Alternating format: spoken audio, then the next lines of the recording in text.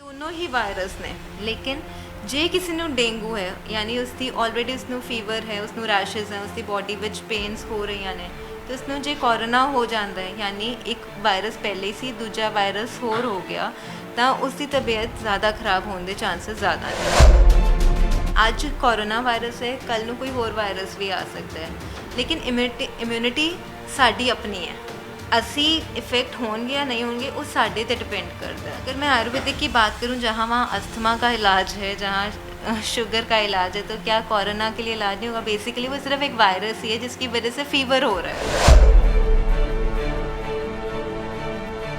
ਪਿਛਲੇ ਕਰੀਬ 6 ਮਹੀਨਿਆਂ ਤੋਂ ਕੋਰੋਨਾ ਵਾਇਰਸ ਦਾ ਦੌਰ ਚੱਲ ਰਿਹਾ। ਚੀਨ ਤੋਂ ਸ਼ੁਰੂ ਹੋਈ ਇਹ ਬਿਮਾਰੀ ਦੁਨੀਆ ਭਰ ਦੇ ਵਿੱਚ ਫੈਲੀ ਤੇ ਸਾਡਾ ਦੇਸ਼ ਵੀ ਇਸ ਤੋਂ ਅਛੂਤਾ ਨਹੀਂ ਹੈ ਔਰ ਪੰਜਾਬ ਦੇ ਵਿੱਚ ਵੀ ਲਗਾਤਾਰ ਕੇਸ ਵੱਧ ਰਹੇ ਹੈ ਔਰ ਇੱਕ ਇਸ ਦੇ ਨਾਲ ਹੋਰ ਚੀਜ਼ ਹੈ ਕਿ ਮੌਸਮੀ ਬਿਮਾਰੀਆਂ ਜਿਹੜੀਆਂ ਉਹ ਹਰ ਸਾਲ ਦਸਤਕ ਦਿੰਦੀਆਂ ਔਰ ਹੁਣ ਡੇਂਗੂ ਦਾ ਸੀਜ਼ਨ ਵੀ ਹੈ ਕਿਉਂਕਿ ਬਰਸਾਤਾਂ ਦਾ ਮੌਸਮ ਹੈ ਔਰ ਇਹਨਾਂ ਦਿਨਾਂ ਦੇ ਵਿੱਚ ਡੇਂਗੂ ਦੇ ਵੀ ਕੇਸ ਵੱਧਦੇ ਹੁੰਦੇ ਆ ਔਰ ਇਸੇ ਤੇ ਅਸੀਂ ਗੱਲਬਾਤ ਕਰਾਂਗੇ ਆਯੁਰਵੇਦ ਦੇ ਡਾਕਟਰ ਦਿਵਿਆ ਕਾਲਰਾ ਜੀ ਦੇ ਨਾਲ। ਉਹਨਾਂ ਤੋਂ ਜਾਣਾਂਗੇ ਕਿ ਆਖਿਰ ਇਸ ਸਮੇਂ ਦੇ ਵਿੱਚ ਡੇਂਗੂ ਦਾ ਪ੍ਰਭਾਵ ਕਿੰਨਾ ਹੁੰਦਾ ਹੈ ਔਰ ਕੋਰੋਨਾ ਦੇ ਜਾਂ ਜਿਸ ਨੂੰ ਡੇਂਗੂ ਹੋਵੇ ਔਰ ਉਸੇ ਨੂੰ ਕੋਰੋਨਾ ਹੋ ਜਾਵੇ ਤਾਂ ਉਸ 'ਤੇ ਕਿੰਨਾ ਇਫੈਕਟ ਕਰਦਾ ਹੈ। ਡਾਕਟਰ ਸਾਹਿਬ ਇੱਕ ਮੈਂ ਜਾਣਨਾ ਚਾਹੂੰਗਾ ਤੁਹਾਡੇ ਤੋਂ ਕਿ ਕੋਰੋਨਾ ਵਾਇਰਸ ਦਾ ਦੌਰ ਚੱਲ ਰਿਹਾ ਮੈਡਮ ਔਰ ਜਿਸ ਹਿਸਾਬ ਦੇ ਨਾਲ ਕੇਸ ਲਗਾਤਾਰ ਵੱਧ ਰਹੇ ਆ ਔਰ ਮੌਸਮੀ ਬਿਮਾਰੀਆਂ ਦਾ ਵੀ ਸਮਾਂ ਹੁਣ ਜਿਸ ਤਰ੍ਹਾਂ ਡੇਂਗੂ ਔਰ ਕਿਉਂਕਿ ਬਾਰਿਸ਼ ਹੋ ਰਹੀ ਹੈ ਔਰ ਡੇਂਗੂ ਦਾ ਵੀ ਇਹ ਸਮਾਂ ਸਭ ਤੋਂ ਪਹਿਲਾਂ ਇਹੀ ਜਾਣਨਾ ਚਾਹੂੰਗਾ ਕਿ ਡੇਂਗੂ ਦੇ ਜੋ ਮਰੀਜ਼ ਹੈ ਉਸ ਨੂੰ ਅਗਰ ਕੋਰੋਨਾ ਹੁੰਦਾ ਤਾਂ ਉਸ 'ਤੇ ਕਿੰਨਾ ਇਫੈਕਟ ਕਰਦਾ ਉਹ। ਜਦੋਂ ਅਸੀਂ ਡੇਂਗੂ ਦੀ ਗੱਲ ਕਰਦੇ ਨੇ ਉਹ ਵੀ ਇੱਕ ਵਾਇਰਸ ਹੀ ਹੈ ਤੇ ਕੋਰੋਨਾ ਵੀ ਇੱਕ ਵਾਇਰਸ ਹੀ ਹੈ। ਬਸ ਫਰਕ ਇਹ ਹੈ ਕਿ ਜਿਹੜਾ ਡੇਂਗੂ ਹੈ ਇੱਕ ਮੱਛਰ ਜਾਂ ਜਿਸ ਨੂੰ ਇੱਕ ਕੀੜਾ ਕਿਹਾ ਜਾਂਦਾ ਹੈ ਛੋਟਾ ਜਿਹਾ ਜੰਤੂ ਹੈ ਈਡਿਸ ਇਜਿਪਟਾ ਹੈ ਉਸ ਦੇ ਦੁਆਰਾ ਫੈਲਾ ਜਾਂਦਾ ਹੈ। ਲੇਕਿਨ ਜਿਹੜਾ ਕੋਰੋਨਾ ਹੈ ਉਹ ਕਿਸੇ ਵੀ ਬੰਦੇ ਦੀ ਡ੍ਰੌਪਲੇਟ ਜਿਵੇਂ ਅਸੀਂ ਛਿੱਕ ਰਹੇ ਨੇ ਅਸੀਂ ਖੰਘ ਰਹੇ ਨੇ ਜਾਂ ਅਸੀਂ ਗੱਲ ਕਰ ਰਹੇ ਨੇ ਜਿਹੜੀ ਸਾਡੇ ਸਲਾਈਵਾ ਤੋਂ ਡ੍ਰੌਪਲੇਟਸ ਨਿਕਲਦੀ ਹੈ ਉਸ ਦੇ ਥਰੂ ਫੈਲਦਾ ਹੈ ਤੇ ਹੈ ਦੋਨੋਂ ਹੀ ਵਾਇਰਸ ਨੇ ਲੇਕਿਨ ਜੇ ਕਿਸੇ ਨੂੰ ਡੇਂਗੂ ਹੈ ਯਾਨੀ ਉਸਦੀ ਆਲਰੇਡੀ ਉਸਨੂੰ ਫੀਵਰ ਹੈ ਉਸਨੂੰ ਰੈਸ਼ਸ ਹੈ ਉਸਦੀ ਬਾਡੀ ਵਿੱਚ ਪੇਨਸ ਹੋ ਰਹੀਆਂ ਨੇ ਤੇ ਉਸਨੂੰ ਜੇ ਕੋਰੋਨਾ ਹੋ ਜਾਂਦਾ ਹੈ ਯਾਨੀ ਇੱਕ ਵਾਇਰਸ ਪਹਿਲੇ ਹੀ ਸੀ ਦੂਜਾ ਵਾਇਰਸ ਹੋਰ ਹੋ ਗਿਆ ਤਾਂ ਉਸਦੀ ਤਬੀਅਤ ज़्यादा ख़राब होने के चांसेस ज़्यादा ने। तो इसलिए जैसे हम कह रहे हैं कि हार्ट पेशेंट्स हैं किडनी पेशेंट्स हैं या डायबिटीज़ के पेशेंट्स हैं उनकी इम्यूनिटी कॉम्प्रोमाइज्ड है जैसे हम बात कर रहे हैं उसी तरह की हो रहा है कि डेंगू विच भी इम्यूनिटी कॉम्प्रोमाइज थी ताइयों डेंगू होया उस विच अगर कोरोना भी हो जाएगा तो ज़्यादा प्रॉब्लम पेशेंट नूं आएगी। ਆਯੁਰਵੇਦ ਦੇ ਵਿੱਚ ਇਸ ਦਾ ਕੀ ਇਲਾਜ ਹੈ ਮੈਮ ਕਿਉਂਕਿ ਐਲੋਪੈਥੀ ਦੇ ਹਿਸਾਬ ਦੇ ਨਾਲ ਤਾਂ ਲੋਕ ਇਲਾਜ ਕਰਵਾ ਰਹੇ ਆ ਲੋਕ ਚਲੋ 14-15 ਦਿਨ ਹਸਪੀਟਲ ਦੇ ਵਿੱਚ ਭਰਤੀ ਰਹਿ ਕੇ ਉਸ ਤੋਂ ਬਾਅਦ ਉਹਨਾਂ ਨੂੰ ਛੁੱਟੀ ਮਿਲ ਰਹੀ ਹੈ। ਕੋਰੋਨਾ ਦੇ ਜੋ ਮਰੀਜ਼ ਜਿਹੜੇ ਬਿਲਕੁਲ ਫਿਟ ਸੀ ਪਹਿਲਾਂ ਇਮਿਊਨਿਟੀ ਸਿਸਟਮ ਜਿਸ ਦਾ ਠੀਕ ਹੈ ਉਹ ਲੋਕ ਠੀਕ ਹੋ ਕੇ ਘਰਾਂ ਨੂੰ ਜਾ ਰਹੇ ਆ ਪਰ ਜੇ ਕਿਸੇ ਨੂੰ ਡੇਂਗੂ ਵੀ ਹੁੰਦਾ ਜਿੱਦਾਂ ਤੁਸੀਂ ਦੱਸਿਆ ਇਸ ਦੇ ਨਾਲ ਵੀ ਕਿਉਂਕਿ ਡੇਂਗੂ ਵੀ ਇੱਕ ਡੇਂਗੂ ਦਾ ਵੀ ਜੋ ਬਿਮਾਰੀ ਹੈ ਵਾਇਰਸ ਦੇ ਥਰੂ ਫੈਲਦਾ ਔਰ ਇਸ ਦੇ ਹਿਸਾਬ ਦੇ ਨਾਲ ਵੀ ਇਮਿਊਨਿਟੀ ਡਾਊਨ ਹੁੰਦੀ ਹੈ ਇਮਿਊਨਿਟੀ ਪਾਵਰ ਘਟਦੀ ਹੈ ਔਰ ਉਸੇ ਹਿਸਾਬ ਦੇ ਨਾਲ ਉਸ 'ਤੇ ਕੋਰੋਨਾ ਕਿੰਨੀ ਜਲਦੀ ਇਫੈਕਟ ਕਰਦਾ ਫਿਰ। देखिए जी इम्यूनिटी है एक अज कोरोना वायरस है कल नूं कोई होर वायरस भी आ सकता है लेकिन इम्यूनिटी साड़ी अपनी है असी इफेक्ट होंगे या नहीं होंगे वो साढ़े ते डिपेंड करता है।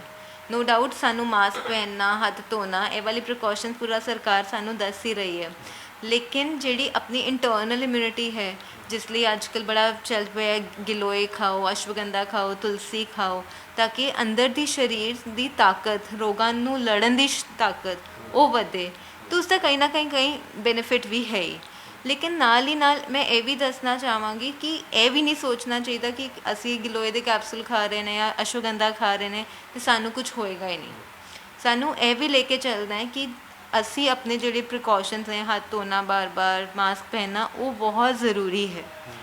एंड इम्यूनिटी ऐसी चीज़ नहीं है जो 4 दिन में बन गई उसको बनाने के लिए बहुत टाइम लगता है बचपन से बनती है एकदम से नहीं बनती।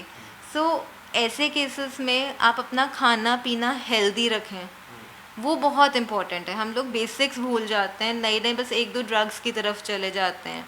विटामिन सी हम आज लिम्सी की टैबलेट्स खा रहे हैं तो हम अपना फ्रूट इनटेक, अपना नींबू वगैरह हम पहले ही अपना अच्छा रखें शुरू से, ताकि हमारे विटामिन सी बॉडी में अच्छा हो, हमें नहीं इफेक्ट होगा। ਆਯੁਰਵੇਦ ਦੇ ਵਿੱਚ ਕੀ ਇਲਾਜ ਹੈ ਕੋਰੋਨਾ ਵਾਇਰਸ ਦਾ? ਕੀ ਤੁਸੀਂ ਦੇਖਿਆ ਇਸ ਦਾ ਕੋਈ ਟਰਾਇਲ ਕਰਕੇ ਜਾਂ ਵੀ ਕੋਰੋਨਾ ਦੇ ਮਰੀਜ਼ ਠੀਕ ਹੋਏ ਹੋਣ? ਕਿਉਂਕਿ ਬਹੁਤ ਸਾਰੇ ਲੋਕ, ਵੈਸੇ ਆਯੁਰਵੇਦ ਤਾਂ ਸਾਡੇ ਦੇਸ਼ ਦੇ ਵਿੱਚ ਬਹੁਤ ਸਮੇਂ ਤੋਂ ਚੱਲ ਰਿਹਾ, ਲੇਕਿਨ ਲੋਕ ਅਪਣਾਉਂਦੇ ਘੱਟ ਹੈ ਇਸ ਚੀਜ਼ ਨੂੰ। ਕੋਰੋਨਾ ਦੇ ਮਰੀਜ਼ਾਂ ਨੂੰ ਲੈ ਕੇ ਕੋਈ ਟਰਾਇਲ ਹੋਇਆ ਇਸ ਦੇ ਉੱਪਰ? देखो ट्रायल हो रहे ने, बट वो रिसर्च इंस्टीट्यूशनस विच हो रहे ने, लेकिन जदों असी एक क्लिनिक की गल करते ने, पहले ना लोग खुद ही पहले डर जाते हैं कि असी एलोपैथिक ही ले लें, जैसे पैरासीटामोल खा ली, विटामिन सी खा लिया, तो लोग खुद ही कर रहे हैं। लेकिन अगर मैं आयुर्वेदिक की बात करूं, जहाँ वहाँ अस्थमा का इलाज है, जहाँ शुगर का इलाज है, तो क्या कोरोना के लिए इलाज नहीं होगा? बेसिकली वो सिर्फ एक वायरस ही है जिसकी वजह से फीवर हो रहा है या बॉडी में रेस्पिरेटरी सिम्टम्स आ रहे हैं।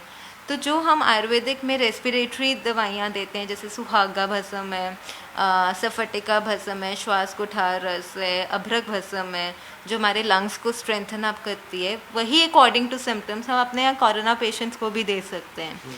बट वही मैं कह रही हूँ, ये जो रिसर्चेस हो रही हैं वो आयुष के जो रिसर्च सेंटर्स हैं उनमें हो रही है। एट क्लिनिक लेवल हमारे पास रिसर्च का कोई डेटा नहीं है, बट जो लोग होम क्वारंटाइन हैं, कई लोग खुद वॉलंटरली ये कर रहे हैं कि हमें आयुर्वेदिक ट्रीटमेंट चाहिए, क्योंकि उससे इम्यूनिटी काफ़ी लॉन्गर टाइम तक बन जाती है।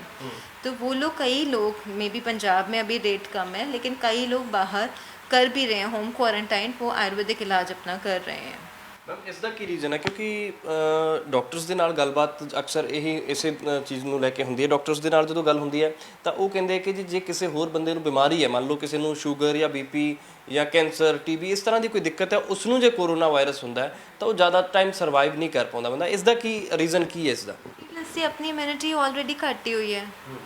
ਜੇ ਇੱਕ ਮੈਂ ਇੱਕ ਬੜਾ ਨੋਰਮਲ ਐਗਜ਼ਾਮਪਲ ਦਿੰਦੀ ਹਾਂ, ਇੱਕ ਕਲਾਸ ਵਿੱਚ 50 ਬੱਚੇ ਨੇ, ठीक है, वो सारे बच्चों ਨੂੰ ਤੁਸੀਂ रूम तो ਕੱਢਣਾ ਹੈ, ਤੁਸੀਂ ਇੱਕ ਨੂੰ ਕਹੋਗੇ ਉਹ ਨਹੀਂ ਸ਼ਾਇਦ ਜਾਏਗਾ। ਤੁਸੀਂ ਕਮਰੇ ਵਿੱਚ ਗਰਮੀ ਕਰ ਦੋਗੇ, ਬੱਚੇ ਦੌੜ ਜਾਣਗੇ। ਸਿਮਿਲਰਲੀ ਜੇ ਸਾਡੇ ਸਰੀਰ ਵਿੱਚ ਉਨੀ ਤਾਕਤ है ਤਾਂ रोग नहीं रुकेगा, वो दौड़ जाएगा। लेकिन अगर हमें ऑलरेडी कोई हार्ट डिजीज़ है, कोई शुगर है, तो हमारी ऑलरेडी इम्यूनिटी तो कम हुई हुई है, तो ऐसे में हमें लड़ने की हिम्मत कम है, इसलिए इफ़ेक्ट ज़्यादा आएगा। ठीक है, लोगों को बचाने ਲਈ ਕੀ ਉਪਾਅ ਦੱਸਣਾ ਚਾਹੋਗੇ? देखो डेंगू के मौसम, क्योंकि बरसातां ने, सब तो पहला स्टैगनेंट वाटर, क्योंकि जिथे भी कूलर ने या कई लोग गुलदस्तियां विच पानी रख रहे ने या पानी खड़ा होया, रोड से खड़ा होया, उत्थे ये वाला मच्छर पक्का ग्रो करेगा ही करेगा। बर्तनां विच पानी रख दिंदे ने असी राती धोण वास्ते, बर्तनां विच पानी रह रहा, मच्छर की ग्रोथ पक्का होंदी है, इसलिए स्टैगनेंट वाटर बिल्कुल नहीं रखना। दूजी चीज़ है कि तुसी ਅੱਜ-ਕੱਲ੍ਹ ਦੇ ਮੌਸਮ ਵਿੱਚ फुल स्लीव्स कपड़े पाओ, पूरियाँ बावां पाओ, फुल लेग्स कवर्ड रखो, ताकि आपको मस्किटो बाइट ही कम हो। थर्ड थिंग मैं इतना ज़रूर कहूँगी कि ज़रूरी है कि अपने मस्किटो रिपेलेंट्स, जैसे बच्चे कभी भी पार्क में अगर जा रहे हैं, खेलने जा रहे हैं, उनको मस्किटो रिपेलेंट ज़रूर लगाओ ताकि उनको मच्छर ना काटे। और एक चीज़ और भी मैंने पढ़ी हुई है कि अगर हम टांगों के पे नारियल का तेल लगा लें, क्योंकि टांगों के ऊपर से तक ना वो ग्रो नहीं, उड़ ही नहीं सकता है ईडिस जो मच्छर है, तो आप टांगों पे नारियल का तेल ज़रूर लगाएं। तेल लगा होगा वो बाइट नहीं कर पाएगा, ये भी एक नुस्खा है। और बाकी डेंगू के केसेस में ज़्यादा सिवियर केसेस रैशेस होते हैं, मसल पेन्स हो रही हैं, आइज़ में दर्द हो रही है, फीवर बहुत हो रहा है, मेनली ये सिम्टम्स होते हैं, जिसमें जॉइंट पेन सिर्फ काफ़ी प्रोमिनेंट है, आइज़ में पेन हो रही है। तो ऐसे केसेस में फ्लूइड इनटेक ज़रूर रखें। जितना आप फ्लूइड ज़्यादा पिएंगे उतना आपकी सर्कुलेशन बेटर होगी। वायरस का सर्वाइव करना फ्लूइड एनवायरनमेंट में काफ़ी कम हो जाता है। मैं चाहूँगा कि एक साढ़े दर्शकों को ये चीज़ होर दस दो कि आयुर्वेद ਦੇ ਵਿੱਚ ਡੇਂਗੂ ਦਾ ਕੀ ਇਲਾਜ ਹੈ, ਉਹ ਜ਼ਰੂਰ मैं चाहूँगा दस दो। आयुर्वेद में देखिए जो सबसे इम्पॉर्टेंट आता है पपीते के जूस के एक्सट्रैक्ट। आजकल तो बहुत ही कंपनीज़ हैं, डाबर है, सन्नत है, हिमालय है, बहुत कंपनीज़ हैं जो प्लेटलेट्स के ऊपर काम कर रही हैं, और मेनली उसमें पपाया लीफ एक्सट्रैक्ट और गिलोय के कॉम्बिनेशंस यूज़ हो रहे हैं। तो इसीलिए अगर हम घर में भी गिलोय उगा लें और उसका जूस या उसका काढ़ा रोज़ डेली बेसिस पे पिएँ, तो उससे प्लेटलेट्स बहुत ज़्यादा जल्दी बढ़ जाते हैं। प्लस अगेन इम्यूनिटी बूस्ट है। आंवला बहुत अच्छा है, नींबू बहुत अच्छा है क्योंकि विटामिन सी बहुत है इसमें। और दूसरी चीज़ कीवी हो गई, जितनी भी विटामिन सी रिच फूड्स हैं, और फ्लूइड्स मेनली, और हेल्दी फूड। अगेन मैं हमेशा ये कहूँगी, जितना आप खाना पौष्टिक खाओगे आपको तंदुरुस्ती ज़्यादा मिलेगी, जितना आप फैंसी फूड की तरफ जाओगे आपकी इम्यूनिटी कम हो जाएगी। ठीक है, बहुत बहुत शुक्रिया। हाँ जी। ਸੋ ਇਹ ਡਾਕਟਰ ਦਿਵਿਆ ਕਾਲਰਾ ਜੀ ਨੇ ਆਯੁਰਵੇਦ ਡਾਕਟਰ ਨੇ ਆਯੁਰਵੇਦ ਦੇ, ਔਰ ਇਹਨਾਂ ਨੇ ਦੱਸੀਆਂ ਜਾਣਕਾਰੀ ਕਿ ਡੇਂਗੂ ਤੋਂ ਕਿਸ ਤਰ੍ਹਾਂ ਬਚਣਾ, ਕਿਉਂਕਿ ਹੁਣ ਮੌਸਮੀ ਬਿਮਾਰੀਆਂ ਦਾ ਸਮਾਂ ਚੱਲ ਰਿਹਾ। ਔਰ ਸਾਡੀ ਇਹੀ ਕੋਸ਼ਿਸ਼ ਹੈ ਕਿ ਸਾਡੇ ਦਰਸ਼ਕਾਂ ਨੂੰ ਅਸੀਂ ਘਰ ਬੈਠਿਆਂ ਨੂੰ ਇਹ ਸੂਚਨਾ ਜ਼ਰੂਰ ਦੇ ਦਈਏ ਕਿ ਕਿਸ ਤਰੀਕੇ ਦੇ ਨਾਲ ਉਹ ਘਰੇ ਬੈਠੇ ਆਪਣਾ ਇਲਾਜ ਕਰ ਸਕਦੇ ਨੇ। ਔਰ ਇਸ ਦੇ ਨਾਲ ਹੀ ਜੇ ਕੋਰੋਨਾ ਵਾਇਰਸ ਦੀ ਗੱਲ ਕਰਦੇ ਹਾਂ ਤਾਂ ਡੇਂਗੂ ਦੇ ਨਾਲ ਵੀ ਇਮਿਊਨਿਟੀ ਸਿਸਟਮ ਜਿਹੜਾ ਬੰਦੇ ਦਾ ਉਹ ਵੀਕ ਹੁੰਦਾ, ਔਰ ਕੋਰੋਨਾ ਵਾਇਰਸ ਉਸ 'ਤੇ ਜਲਦੀ ਅਟੈਕ ਕਰਦਾ, ਕਿਉਂਕਿ ਕੋਰੋਨਾ ਵਾਇਰਸ ਉਸੇ 'ਤੇ ਜ਼ਿਆਦਾ ਅਟੈਕ ਕਰਦਾ ਜਾਂ ਉਸੇ ਬੰਦੇ ਨੂੰ ਨੁਕਸਾਨ ਜ਼ਿਆਦਾ ਹੁੰਦਾ ਜਿਸ ਦਾ ਇਮਿਊਨਿਟੀ ਸਿਸਟਮ ਵੀਕ ਹੁੰਦਾ। ਔਰ ਰਿਸਰਚ ਦੇ ਵਿੱਚ ਵੀ ਇਹ ਚੀਜ਼ਾਂ ਸਾਹਮਣੇ ਆਈਆਂ ਨੇ ਨਿਕਲ ਕੇ। ਔਰ ਇਮਿਊਨਿਟੀ ਨੂੰ ਬੂਸਟ ਕਰਨ ਦੀ ਬੇਹੱਦ ਜ਼ਰੂਰਤ ਹੈ ਜੇ ਕੋਰੋਨਾ ਵਾਇਰਸ ਤੋਂ, ਡੇਂਗੂ ਤੋਂ ਬਚੇ ਰਹਿਣਾ। ਤਾਂ ਅਸੀਂ ਵੀ ਵਾਰ-ਵਾਰ ਇਹੀ ਅਪੀਲ ਕਰਦੇ ਹਾਂ ਕਿ ਤੁਸੀਂ ਆਪਣੇ ਘਰਾਂ ਦੇ ਵਿੱਚ ਰਹਿਣਾ, ਆਪਣੇ ਆਪ ਨੂੰ ਮਹਿਫੂਜ਼ ਰੱਖਣਾ ਅਤੇ ਆਪਣੇ ਪਰਿਵਾਰ ਨੂੰ ਵੀ ਮਹਿਫੂਜ਼ ਰੱਖਣਾ। ਕੈਮਰਾ ਪਰਸਨ ਸਤਨਾਮ ਦੇ ਨਾਲ ਵਿਕਰਮ ਸਿੰਘ ਕੰਬੋਜ, ਜਗਬਾਣੀ ਟੀਵੀ, ਜਲੰਧਰ।